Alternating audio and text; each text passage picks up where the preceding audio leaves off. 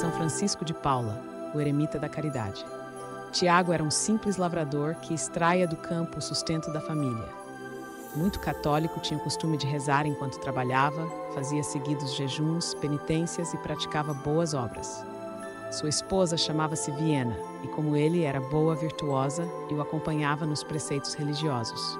Demoraram a ter um filho, tanto que pediram a São Francisco de Assis, pela intercessão da graça, de terem uma criança, cuja vida seria entregue a serviço de Deus, se essa fosse sua vontade. E foi o que aconteceu.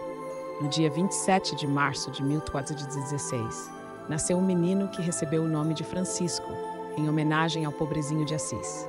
Aos 11 anos, Francisco foi viver no convento dos franciscanos de Paula. 2 anos depois vestiu o hábito, mas teve de retornar para a família, pois estava com uma grave enfermidade nos olhos. Junto com seus pais, pediu para que São Francisco de Assis o ajudasse a ficar curado. Como agradecimento pela graça concedida, a família seguiu em peregrinação para o Santuário de Assis e depois a Roma. Nessa viagem, Francisco recebeu a intuição de tornar-se um eremita. Assim, aos 13 anos foi dedicar-se à oração contemplativa e à penitência nas montanhas da região. Viveu por 5 anos alimentando-se de ervas silvestres e água, dormindo no chão, tendo como travesseiro uma pedra. Foi encontrado por um caçador que teve seu ferimento curado ao toque das mãos de Francisco, que o acolheu ao vê-lo ferido. Depois disso, começou a receber vários discípulos desejosos de seguir seu exemplo de vida dedicada a Deus. Logo, Francisco de Paula, como era chamado, estava à frente de uma grande comunidade religiosa. Fundou, primeiro, um mosteiro e com isso consolidou uma nova ordem religiosa, a que deu o nome de Irmãos Mínimos. As regras foram elaboradas por ele mesmo. Seu lema era Quaresma Perpétua, o que significava a observância do rigor da penitência, do jejum e da oração contemplativa durante o ano todo, seguida da caridade aos mais necessitados e a todos que recorressem a eles. Milhares de homens decidiram abandonar a vida do mundo e foram para o mosteiro de Francisco de Paula, por isso teve de fundar muitos outros. A fama de seus dons de cura, prodígios e profecia chegou ao Vaticano, e o Papa Paulo II resolveu mandar um comissário pessoalmente averiguar se as informações estavam corretas. E elas estavam. Constatou-se que Francisco de Paula era portador de todos esses dons. Ele previu a tomada de Constantinopla pelos turcos, muitos anos antes que fosse sequer cogitada, assim como a queda de Otranto e sua reconquista pelos cristãos. Diz a tradição que os poderosos da época tinham receio de suas palavras proféticas. Por isso, sempre que Francisco solicitava ajuda para suas obras de caridade, era prontamente atendido. Quando não o era, ele dizia que não deviam esquecer que Jesus dissera que depois da morte eles seriam inquiridos sobre o tipo de administração que fizeram aqui na terra, e só essa lembrança era o bastante para receber o que havia pedido para os pobres.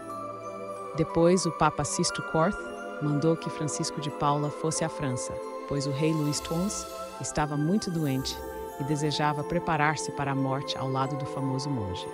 A conversão do rei foi extraordinária. Antes de morrer, restabeleceu a paz com a Inglaterra e com a Espanha e nomeou Francisco de Paula diretor espiritual do seu filho, o futuro Carlos de Court, rei da França. Francisco de Paula teve a felicidade de ver a Ordem dos Irmãos Mínimos aprovada pela Santa Sé em 1506. Ele morreu aos 91 anos de idade, no dia 2 de abril de 1507, na cidade francesa de Plessis-les-Tours, onde havia fundado outro mosteiro. A fama de sua santidade só fez aumentando que 12 anos depois, em 1519, o Papa Leão X autorizou o culto de São Francisco de Paula, cuja festa litúrgica ocorre no dia de sua morte. São Francisco de Paula, místico e analfabeto, teve uma vida longa e santa voltada para o amor de Deus e santificação dos homens. A Santa Igreja o elevou às honras dos altares e sua festa é comemorada em 2 de abril, dia em que morreu, aos 91 anos, na Sexta-feira Santa de 1507. De um santo casal sem filhos, Tiago e Viena formavam um casal que vivia em Paula, pequena cidade da Calábria, na Itália. Tiago era agricultor. Viena ajudava o marido no que era possível a uma mulher fazer. Juntos, eles constituíam um casal católico exemplar. Embora levando uma vida difícil, procuravam santificar-se. Rezavam bastante, jejuavam, praticavam boas obras, faziam penitência, consideravam-se felizes. A felicidade de situação em que viviam, no entanto, era empalidecida por algo lhes penalizava, não conseguiam ter filhos. milagrosamente nasce um menino. Não faltavam pedidos, orações e sacrifícios para que Deus lhes enviasse um filho. Pediam muito a intercessão de São Francisco de Assis, de quem eram devotos. Prometeram até que, se o santo lhes atendesse, dariam o nome de Francisco ao primeiro dos filhos que tivessem. Deus ouviu tão prementes e piedosos pedidos. Nasceu-lhes um filho. O menino tinha uma infecção nos olhos e poderia ficar cego. De novo procuraram São Francisco. Com respeito, pediam que ele atendesse por inteiro o pedido deles, e não apenas pela metade. Tiago e Viena prometiam ao santo que, se ele curasse o menino, tão logo a idade o permitisse, ele seria vestido com o hábito de frade franciscano e colocado, por um ano, num convento da Ordem de São Francisco. Novamente o casal foi atendido. Francisco crescia saudável, abençoado por Deus e com evidentes pendores para a santidade. Até os 12 anos seguia o exemplo paterno. Rezava e praticava penitência, que se tornou um menino frade, exemplar, obediente e milagreiro. O tempo passou e Tiago e Viena não tinham cumprido ainda a promessa feita. Um dia apareceu na casa deles um frade franciscano, lembrando que chegara a hora de cumprirem a promessa feita. Os pais, de bom grado, levaram o jovenzinho com o hábito de São Francisco para o convento de São Marcos, onde era observava rigorosamente a regra da ordem dos frades menores. O jovem Francisco, mesmo não estando obrigado, cumpria com exatidão as normas conventuais. E isso a tal ponto que se tornou modelo de observância da regra. Era exemplo até para os frades mais experimentados e vividos nas práticas religiosas. Já nessa ocasião, alguns fatos extraordinários marcaram a vida do pequeno Francisco. Um dia, o irmão sacristão ordenou-lhe que fosse buscar brasas para o turíbulo. Porém, esqueceu-se de dizer a Francisco como deveria proceder. Com toda simplicidade e inocência, ele atendeu ao pedido colocando as brasas em seu hábito e as levou ao irmão sacristão. Seu hábito nada sofreu. E numa outra ocasião, ele ficou como encarregado da cozinha. Pôs os alimentos em uma panela e a colocou sobre o carvões e lá a deixou. Em seguida foi para a igreja rezar, esquecendo-se de acender o fogo. Rezando, entrou em estase, e o tempo foi passando. Um frade entrou na cozinha e viu o fogo apagado. Procurou Francisco, perguntando se a refeição estava pronta. O jovem respondeu que sim, e em seguida foi para a cozinha. Não se sabe como, o certo é que o fogo estava aceso e os alimentos cozidos. Fez-se um eremita adolescente. Claro que os bons frades do convento de São Marcos queriam que o jovem Francisco continuasse entre eles. Era um adorno para o convento aquele adolescente que já dava tantos indícios de santidade. O jovem, no entanto, sentia-se chamado para outro estado de vida. Tendo já cumprido a promessa de ficar um ano no convento com os pais, ele foi conhecer Roma, Assis, Loreto e Monte Cassino. Ficou impressionado com Monte Cassino. Soube que naquele lugar São Bento estabelecera-se aos 14 anos para entregar-se todo a Deus. Ele fez também o mesmo propósito. Pediu aos pais que o deixassem viver como eremita na chácara que habitavam. Tiago e Viena aceitaram o pedido do filho. E não só consentiram que se mudasse para sua ermida, mas passaram a levar-lhe alimentação. Mas Francisco deseja ser mais radical em sua solidão. Um dia ele desapareceu. Havia subido uma montanha próxima. Nela encontrou uma pequena gruta e a transformou no local onde passou a morar por 6 anos. Vivia exclusivamente para Deus, na contemplação e penitência. Seu alimento eram raízes e ervas silvestres. De acordo com uma tradição corrente na ordem fundada por ele, foi nessa gruta eremítica que ele recebeu das mãos de um anjo o hábito monástico. Aprovado pelo bispo e com discípulos, funda uma ordem religiosa. Com 19 anos de idade, Francisco obteve licença do bispo local para construir um mosteiro no alto de um monte próximo a Paula. Logo surgiram os primeiros discípulos e auxiliares. Da construção desse mosteiro, participaram os habitantes da cidade, pouco importando que fossem ricos ou pobres, nobres ou plebeus. Era um verdadeiro milagre, todos queriam ajudar.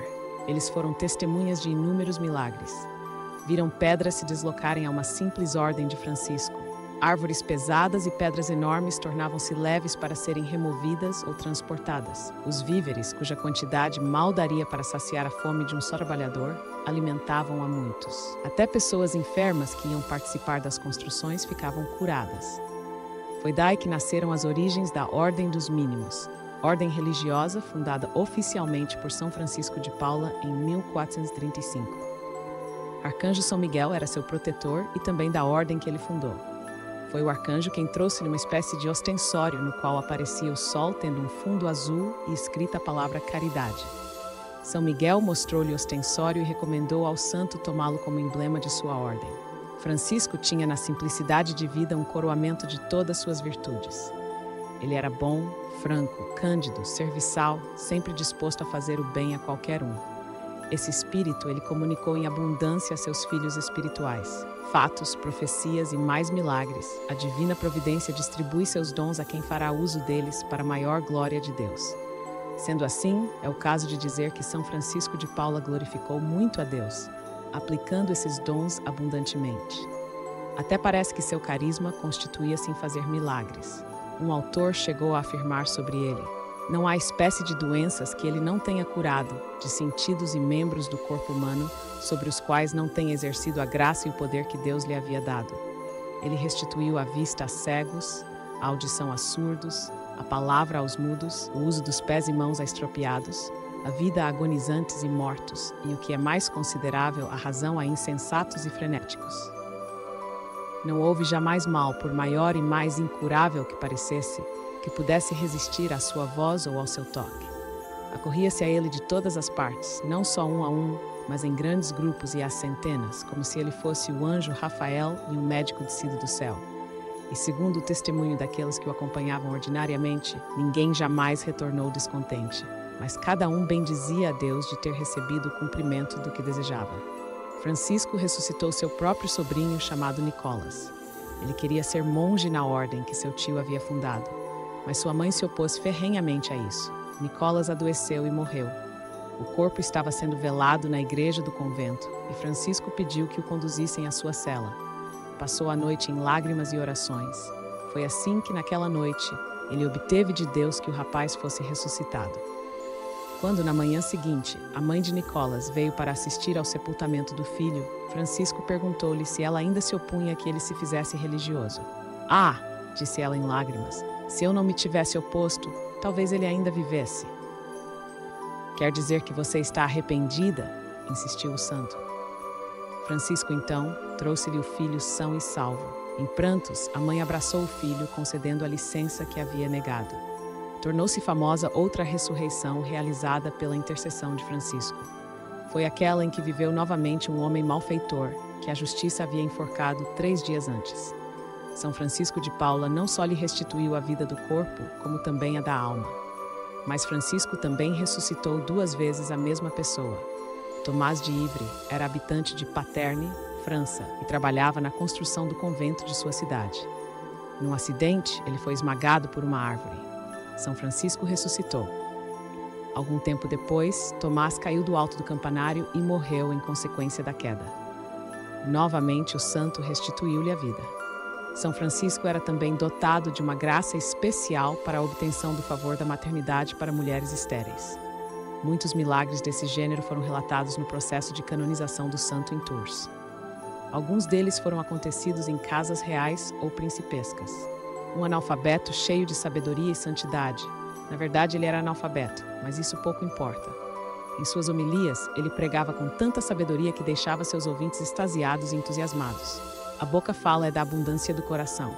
Em seu modo de ser, de portar-se e agir, brilhavam em grau heróico a virtude da sabedoria, além da prudência, da justiça, da temperança e da fortaleza. Por isso, mesmo que esse santo não alfabetizado não sentiu nenhum constrangimento ao conversar ou dar conselhos a papas, reis e a grandes deste mundo. Ficar na França foi discernimento da vontade de Deus. Sua fama chegou até na França. O rei Luís Gumes estava atacado por doença que poderia levá-lo à morte. E não duvidou. Pediu ao santo que fosse até a França para curá-lo. Mas Francisco só se dirigiu à corte francesa depois de uma ordem formal do Papa. A ida dele foi providencial para a expansão de sua ordem, não só na França, mas também em outros países da Europa, como Alemanha e Espanha. Estando com o rei, ele discerniu que a vontade de Deus não era que ele se curasse, mas em seus desígnios queria levá-lo desta vida. Sem temor, ele disse isso a Luís do Gongo, e com isso, preparou-o para a morte. Foi nessas circunstâncias que o monarca confiou a Francisco a formação de seus filhos, sobretudo ao príncipe herdeiro que tinha, então apenas 14 anos. Francisco foi também o confessor da princesa Joana. Depois que, de repudiada por seu marido, o futuro Luís XII, tornou-se religiosa e, morrendo santamente, foi canonizada, recebendo a maior das honras, a dos altares. Foi por conselho de Francisco que o rei Carlos II casou-se com Ana de Bretanha, herdeira única daquele ducado, que veio assim unir-se ao reino da França. Imitou Jesus até a morte. Francisco dormia sobre umas pranchas. Isso quando dormia, pois geralmente passava grande parte das noites rezando. Parecia viver continuamente em espírito de quaresma. Muitas vezes comia apenas a cada 8 dias. Para melhor imitar a nosso Senhor Jesus Cristo, uma vez passou toda uma quaresma sem alimentar-se. Seu hábito era de um tecido grosseiro, bem rude. Embora como penitencia o usasse dia e noite, era limpo e dele subia um odor agradável a todos os olfatos.